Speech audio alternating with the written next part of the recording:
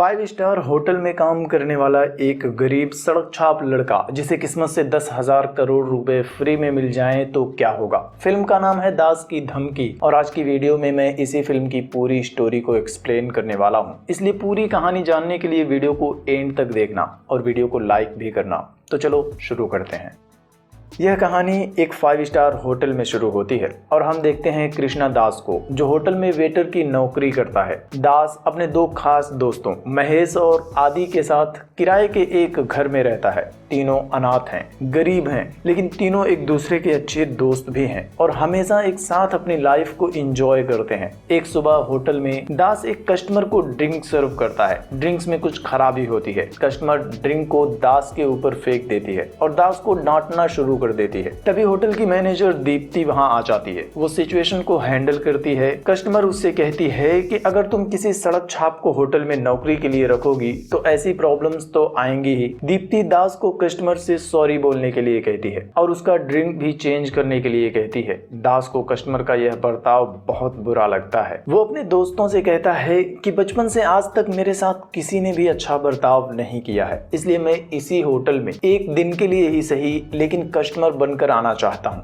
अपनी लाइफ को एंजॉय करना चाहता हूँ। 5 स्टार होटल में एक दिन का खर्च उसकी महीने की सैलरी से भी ज्यादा होता है, लेकिन फिर भी दास अपने दोस्तों के साथ मॉल जाता है, शॉपिंग करता है और कस्टमर बनकर होटल में एंजॉय करने के लिए आता है। दास की इस फैंटेसी लाइफ में दास के दोस्त और बाकी वेटर्स भी उसका साथ देते हैं। होटल के बार में सिंगिंग का प्रोग्राम चल रहा होता है। कुछ पैक ड्रिंक करने के बाद मेन सिंगर को हटाकर दास खुद ही गाना शुरू कर देता है। दास का गाना बहुत खराब होता है। वहां मौजूद हर कोई बस दास पर हंस रहा होता है। तभी एक लड़की दास के पास आती है, उसके गाने की तारीफ करती है और उसे हग करके जाने लगती है। लेकिन पहली बार किसी लड़की ने दास से प्यार से बात की थी। बस फिर क्या था, दास पिघल जाता है और उसके सामने अमीर होने का दिखावा करता है। दोनों साथ में जमकर शराब पीते हैं। वो लड़की दास को अपना नाम बताती है कीर्ति। दोनों बातें करते हैं। लड़की भी उसके साथ बहुत ही फ्लर्टी बिहेव करती है और अमीरी का दिखावा करने के चक्कर में दास अपनी सारी सेविंग्स खत्म कर देता है। ऐसे ही कुछ दिनों तक दास होटल में आने वाले कस्टमर्स की गाड़ियों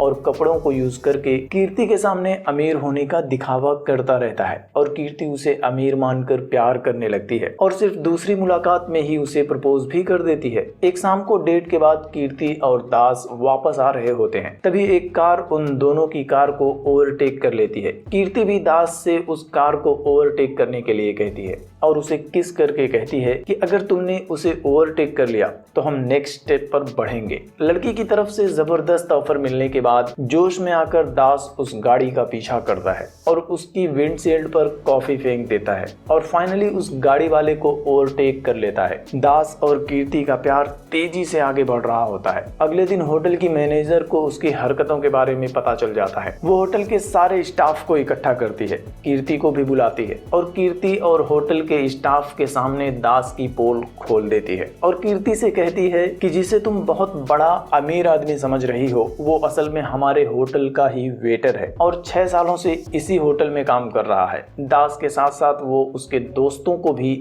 नौकरी से निकाल देती है। दास की सच्चाई जानने के बाद कीर्ति उससे कहती है कि प्यार के नाम पर तुमने मुझे सक्सेसफुली चीट कर लिया है। इसका मतलब ये नहीं कि तुम होशियार हो, इसका मतलब ये है कि मैं तुम पर बहुत ज्यादा भरोसा करती थी। और कीर्ति भी दास को छोड़कर चली जाती है। नौकरी और छोकरी दोनों छूटने के बाद वो लोग अपने घर पर आते हैं। 2 महीने से उन लोगों ने घर का किराया भी नहीं दिया था, इसलिए मकान मालिक उन तीनों को घर से निकाल रहा होता है। तभी SR फार्मा लाइफ कंपनी का मैनेजर वहां आ जाता है। दास के बदले वो मकान मालिक को 2 साल का किराया एडवांस में दे देता है और दास को अपने साथ लेकर एक बड़ी सी हवेली में जाता है और दास को एक तस्वीर दिखाता है जिसे देखने के बाद दास शॉक हो जाता है क्योंकि यह तस्वीर उसके ही हमशक्ल की होती है। मैनेजर उसे बताता है कि वो आदमी SR फार्मा लाइफ कंपनी का CEO संजय रुद्रा है जो उसके जैसा ही दिखता है और दास को संजय रुद्रा की स्टोरी बताता है और हम देखते हैं कि संजय ने अपनी सालों की मेहनत से एक दवा बनाई है जिससे कि कैंसर की एक पेशेंट को ठीक कर दिया जाता है। एक सेमिनार में संजय अपनी मेडिसिन और उससे ठीक हुई कैंसर पेशेंट को इन्वेस्टर्स के सामने लाता है और कहता है कि उसका सपना है कि वो इस दुनिया को कैंसर फ्री दुनिया बना सके। सेमिनार खत्म होने के बाद एक इन्वेस्टर धनंजय उनके पास आता है और कैंसर पिल्स बनाने के लिए उनकी कंपनी में 10,000 करोड़ इन्वेस्ट करने के लिए तैयार हो जाता है। इसके आगे मैनेजर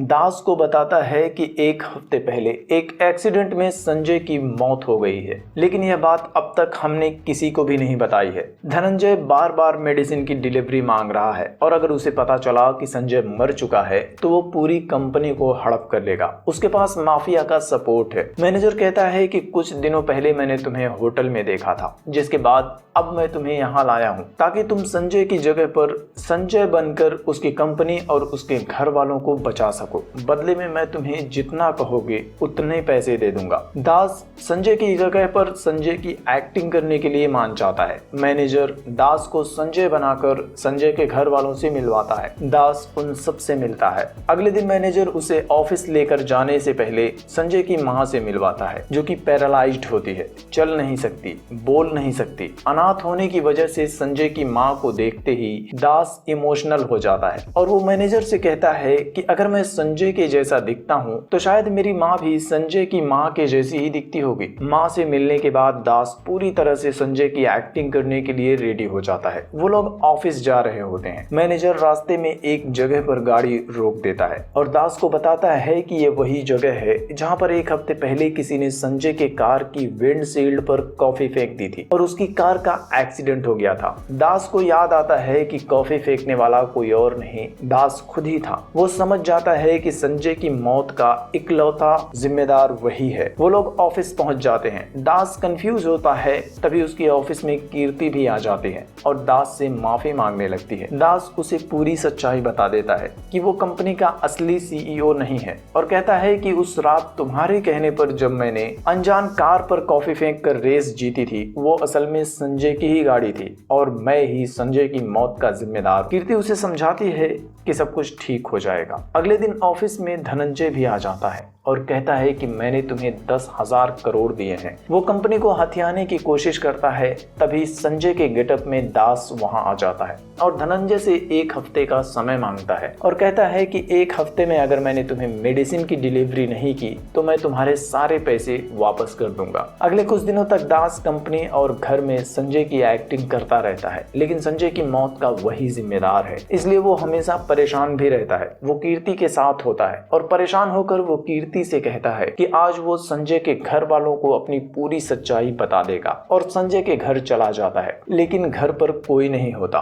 तभी उसे मैनेजर का कॉल आता है। दास उससे भी कहता है कि आज वो संजय के घर वालों को अपनी पूरी सच्चाई बताने के लिए आया है, लेकिन तभी मैनेजर उससे कहता है कि तुम्हें ऐसा करने की जरूरत नहीं है क्योंकि संजय अब भी जिंदा है। जिसके बाद मैनेजर दास को संजय की पूरी सच्चाई बताता है। वो कहता है कि संजय के पिता और एक प्रोफेसर का सपना था कि वो दुनिया के लिए कैंसर की दवाई बनाएंगे, लेकिन संजय के पिता के मरने के बाद संजय प्रोफेसर के साथ मिलकर कैंसर की दवा बनानी शुरू कर दी थी और फाइनली प्रोफेसर ने वो दवा बना ली थी जिससे कि एक कैंसर पेशेंट ठीक भी हो गई थी। प्रोफेसर उस मेडिसिन को अपने नाम पर रखना चाहता था, लेकिन संजय उसे अपनी कंपनी के जरिए बेचकर पैसा कमाना चाहता था, इसलिए वो प्रोफेसर को बांध देता है और सेमिनार में प्रोफेसर की जगह खुद मेडिसिन को रिप्रेजेंट करता है। 10,000 करोड़ का इन्वेस्टमेंट मिलने के बाद संजय मेडिसिन के फार्मूले पर काम करना शुरू कर देता है, लेकिन एक्सपेरिमेंट में सभी पेशेंट्स की मौत हो जाती है। जिसके बाद प्रोफेसर संजय को बताता है कि जो दवा मैंने बनाई थी वो हर एक ब्लड ग्रुप, एज ग्रुप के पेशेंट पर अलग अलग काम करेगी। मुझे उस दवा पर अभी और भी काम करना था, लेकिन तुमने मुझे अपना असली चेहरा दिखा दिया। प्रोफेसर उसे अपना फार्मूला देने से इनकार कर देता है। प्रोफेसर को मजबूर करने के लिए संजय उसकी बेटी को लेकर आता है और प्रोफेसर के सामने ही उसकी बेटी को जान से मार देता है और फिर गुस्से में वो प्रोफेसर को भी जान से मार देता है। आगे उनके मैनेजर फोन पर ही दास को बताता है कि उनके पास 10,000 करोड़ का इन्वेस्टमेंट तो है, लेकिन कोई मेडिसिन नहीं है, कोई फार्मूला नहीं है, ना तो हम मेडिसिन दे सकते हैं ना ही 10,000 करोड़। ऐसे में होटल में तुम्हें देखने के बाद हमने प्लान बनाया कि 10,000 करोड़ के स्कैम में संजय की जगह तुम्हें फंसाकर तुम्हें जेल भेजकर 10,000 करोड़ लेकर हम सब स्पेन चले जाएंगे। तभी दास को पुलिस का सायरन सुनाई देता है। दास वहां से भाग जाता है। वो अपने दोनों दोस्तों को साथ लेकर कीर्ति के हॉस्टल जाता है। कीर्ति को कॉल करता है और बताता है कि संजय अब भी जिंदा है। मैनेजर ने उसे 10,000 करोड़ के स्कैम में फंसाया है। जिसके बाद कीर्ति उससे कहती है कि मैनेजर ने नहीं, सबसे पहले मैंने तुम्हें मॉल में देखकर संजय को तुम्हारे बारे में बताया था। और यहाँ दास को पता चलता है कि कीर्ति भी असल में उन सबके साथ मिली हुई है। उसका असली नाम डॉली है और वो संजय की गर्लफ्रेंड है। दास अब बुरी तरह से फंस चुका था। पुलिस से बचने के लिए अब दास के पास बस एक ही रास्ता था कि वो संजय की सच्चाई उनके सामने लाए। वो प्लान बनाता है और अपने दोनों दोस्तों महेश और आदि से हेल्प मांगता है और उन दोनों को संजय के घर के आसपास घूमने के लिए कहता है। संजय सिक्योरिटी कैमरे में उन दोनों को देख लेता है और उन दोनों को पकड़कर टॉर्चर करता है और उन दोनों से कहता है कि तुम दास को कॉल करो और यहाँ आने के लिए कहो, नहीं तो मैं तुम दोनों को जान से मार दूंगा। जिसके बाद महेश दास को कॉल करता है और उससे झूठ बोलकर एक जगह पर आने के लिए कहता है। दास के वहां आते ही संजय के आदमी उस पर हमला कर देते हैं। उन सब से फाइट करने के बाद दास संजय के पास आता है और यहाँ पर दास और संजय के बीच भी फाइट होती है, जिसमें दास संजय को हरा देता है और कपड़े बदलकर खुद संजय बन जाता है और असली संजय को ड्रग्स देकर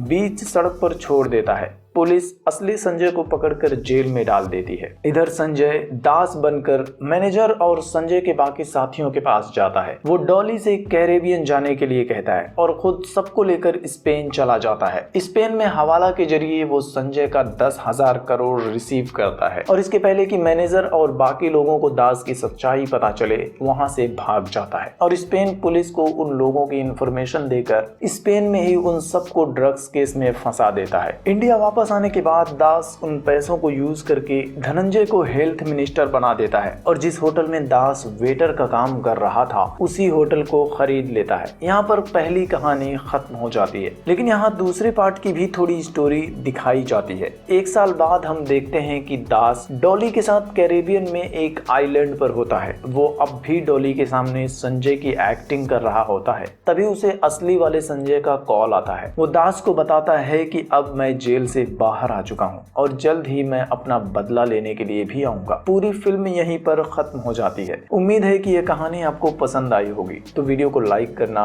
शेयर करना और साउथ की ऐसी और भी एक्सप्लेनेशन वीडियो को देखने के लिए चैनल को भी सब्सक्राइब करके बेल आइकन को भी प्रेस कर लेना, जिससे कि आपसे मेरी कोई भी नई वीडियो मिस ना हो सके।